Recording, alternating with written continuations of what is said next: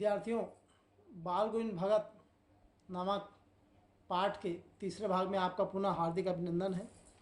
तो जैसे हमने दूसरे भाग तक देखा था कि किस प्रकार बाल गोविंद भगत जी अपने मित्र मंडली, अपने प्रेमी मंडलियों के साथ गाते बजाते और प्रेमी मंडली भी उनके पीछे पीछे गीतों को दोहराती थी और इस प्रकार उनके आंगन में संगीत नृत्य का एक ऐसा वातावरण छा जाता था।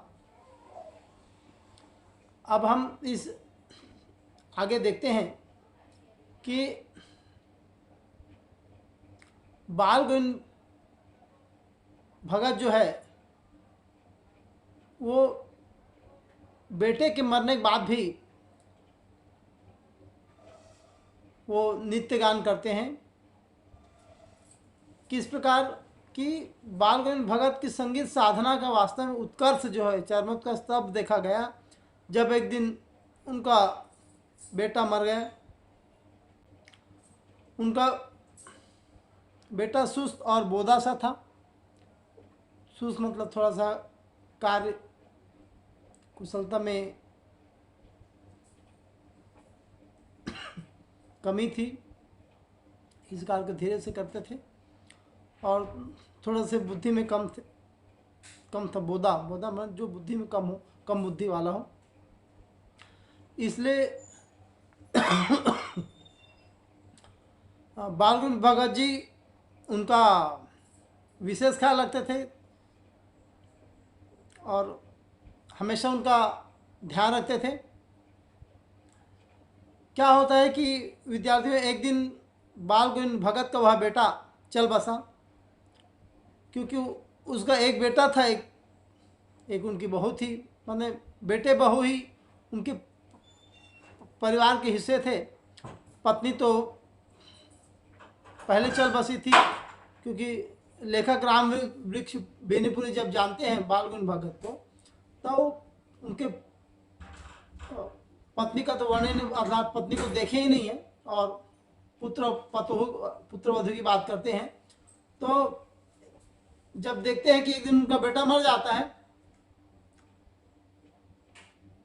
तो क्या होता है कि लोग उसके घर पहुंचे, सब लोग बाल गोविंद भगत के भाई। क्या होता है कि किसी घर कोई दुख की बात हो तो सब लोग, परिवार लोग, आसपास पड़ोस के लोग, परिचित के लोग सब जाते हैं, तो परंपरा है। तो वैसे ही बाल गोविंद भगत के घर में वे लोग सब पहुंचे, तो क्या देखते हैं तब, और देखते हैं लोग, और लेखक राम वृक्ष बेनीपुरी जी भी देखते हैं कि भगत जी का बेटा जो है वो सफेद कपड़े से ढका है, अर्थात उनका मृत शरीर सफेद कपड़े से ढका हुआ है और कुछ उसके ऊपर कुछ फूल और तुलसी दल, अर्थात तुलसी के पत्ते उसके सिराने रखे हैं। तुलसी दल कहा गया है, सिराने पर रखे हैं, तकिए के रखे हैं। तो जब कुछ, जाहिर सी बात है कि मृत शरीर है तो फूल वगैरह तो उसमें होंगे ही मृत शरीर के ऊपर, और लोग अपनी श्रद्धांजलि अर्पित करते हैं। तो कुछ फूल तुलसीदाल उनके सिराने पर थी और सामने उस डेड बॉडी से, मृत शरीर के सामने जमीन पर आसन लगाए भगत जी, बाल गोविंद भगत जी तल्लीन होकर गाए जा रहे थे। बता, इतनी हिम्मत करना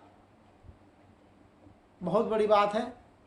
और पतोहू जो है, पुत्रवधू जो है, रो रो कर उनका बुरा हाल था।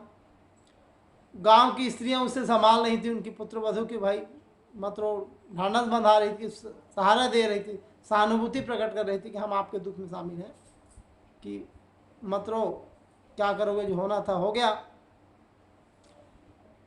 लेकिन यहाँ पर लेकिन पुत्रवधू रो रही हैं, और लेकिन यहाँ पर बाल गोविंद भगत जी कहते हैं यह तो आनंद की बात है, इसमें दुख क्या मनाना, हा? आत्मा तो परमात्मा में लीन हो गई। इस प्रकार की वो अपनी दार्शनिक बातें करते हैं, आत्मा परमात्मा में लीन हो गई। और विद्यार्थी, आप भी जानते हैं कि जिसने जन्म लिया है उसकी मृत्यु निश्चित है, और क्योंकि हर इंसान और हर जीव, हर प्राणी एक इंसान का हर प्राणी, हर जीव जंतु, हर कोई भी इंसान हो, वो ईश्वर का ही एक अंश है और एक दिन आत्मा परमात्मा में लीन हो जाती है। तो वैसे ही बाल भगत जी कहते हैं ये तो आनंद की बात है, इसमें दुख क्या मनाना, ये तो आत्मा परमात्मा में लीन हो गई, खुशी की बात है। और ऐसे उनका यह रूप, यह अंदाज देकर लोग, सब लोग दंग रह गए हैं। विद्यार्थियों, आगे क्या होता है कि जब अंतिम संस्कार में, उसके बेटे के अंतिम संस्कार में बाल भगत ने क्रियाकर्म की रस्में उसने खुद नहीं निभाई,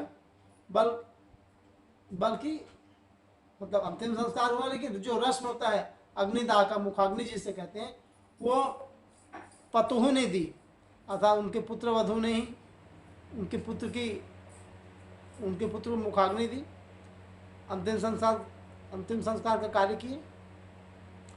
और श्राद्ध होते होते उन्हें पतोहू के भाइयों को बुलाकर उन्हें आदेश दिया। क्या होता है, एक अंतिम क्रिया के बाद कुछ दिन बाद जो श्राद्ध होता है, वो सब श्राद्ध होने के बाद पुत्रवधू के भाइयों को बुलाकर आदेश दिया और कहा कि भाई देखो, यह मेरी पुत्रवधू है, बड़ी सुशील कोमल है और अभी जवान है, और आप इसकी कहीं और शादी कर देना, अब यहाँ रहकर ये क्या करेगी। तब उनकी पुत्रवधू पतोहू अपने ससुर जी अर्थात बाल भगत जी से वो बहुत उनका ख्याल रखती थी, उनकी सेवा करती थी और कहती है कि पिताजी, मैं आपके साथ यहीं रहकर आपकी सेवा करूंगी, मैं और कहीं नहीं जाना चाहती, मुझे अपने चरणों में स्थान दीजिए, मैं यहीं रहना चाहती हूँ, आपकी सेवा करूंगी। कहते हैं ऐसा पुत्रवधू कहती है, परंतु बाल गोविंद भगत जी अटल थे, अपने वाणी के मामले में दृढ़ निश्चयी थे और कहते हैं, उनको तर्क देते हैं अपनी पुत्रवधू को कि बहू, अगर तुम यदि घर छोड़कर नहीं जाओगी तो मैं ही इस घर से चला जाऊंगा, मेरे को यहाँ से जाना पड़ेगा, ऐसा तर्क देते हैं। और उनकी ये जो आखिरी दलील जो है और प्रस्तुत करते हैं बाल भगत जी कि तुम छोड़कर नहीं जाओगे, मैं चला जाऊंगा, तो ऐसा दलील देने के बाद, ऐसा तर्क देने के बाद उनकी पुत्र वधू जो है ना चाहते भी वो चली जाती है। और विद्यार्थियों, आगे क्या होता है कि बाल गोविंद